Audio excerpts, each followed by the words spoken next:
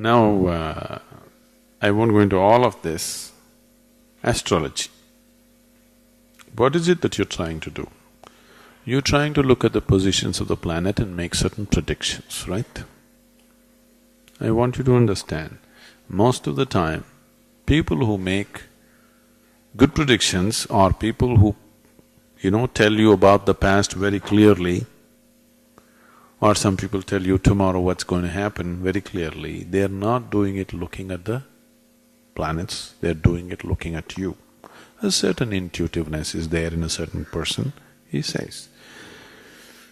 Instead of teaching this yoga, if I sit in Chennai and just predict people's future, I will tell you in the next 10 years exactly what will happen in your life. Within 3 days, I will have a reputation that half the Chennai will be standing in queue. Very easily I can do that. But in the yoga center also there are people who have been into so much sadhana, they can do such things. If they ever do such things, I will finish them. We won't let them go on with that nonsense. We'll immediately chuck them out of the place. Because by predicting somebody's future, you don't alter the quality of his life in any way. You don't bring any kind of true well-being. It is just, you're getting him into more and more ignorance, isn't it? Now if you have the power to know your tomorrow, you will only become more ignorant, more egoistic, more stupid, more harmful. You go by the normal rules, it's okay, you don't have to know what's tomorrow. You are made like this right now, the quality of your life and your own way of being is such, if you know tomorrow today, you will not participate in today, isn't it? Yes or no? Suppose I tell you, whatever you do, you're not going to die. You will do irresponsible things in the world. Or if I tell you tomorrow morning anyway you will die, now you won't participate in today, isn't it? So, you should not know the future. It's not necessary for you to know the future. Can somebody predict? Yes, sometimes. But that's not 100%. It's never 100%. Every object has a certain influence on you.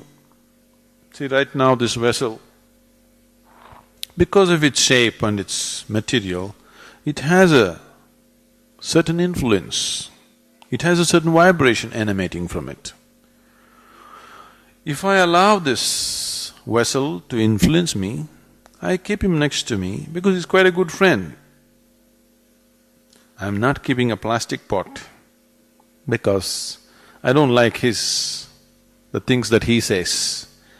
I keep this one because, saying pleasant things. I am always in good company, please see. But now if I allow this vessel to influence me too much, slowly I will become like a vessel. This will happen to you. Many people have become like vessels, isn't it? Haven't they? They will let things influence them so deeply, they will become like that. No, I won't let this copper vessel to influence me. But being in my company, he is so influenced. You will see, you take another copper vessel, you give me anything. Right now you give me any object. Just give it to me for 20 seconds. I'll hold it in my hand and give it back to you. It will be different.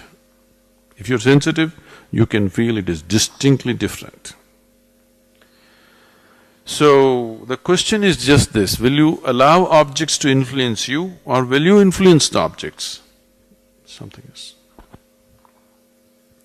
The planets definitely are large objects, so they have certain vibrations, they have some influences on everything around them. If they're close to this planet, yes. Do you know, on Paurnami and Amavasya days, full moon day and new moon day days, people who are little mentally disturbed or imbalanced become much more imbalanced. Yes? Even the ocean is going crazy, isn't it? Do you all go crazy? Twice a month? Some of you are not saying anything.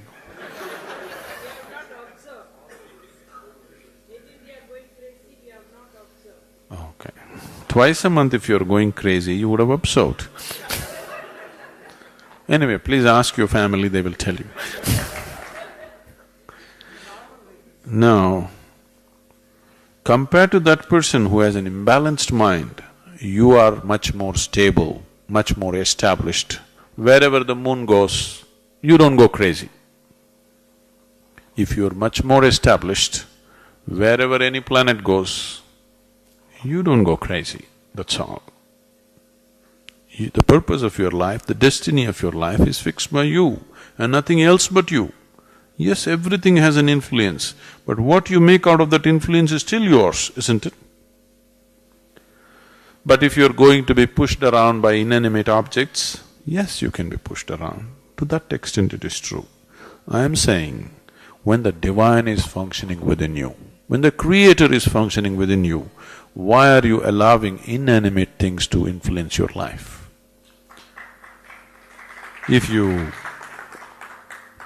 allow this dimension to flower in you, you will see life happens fantastic.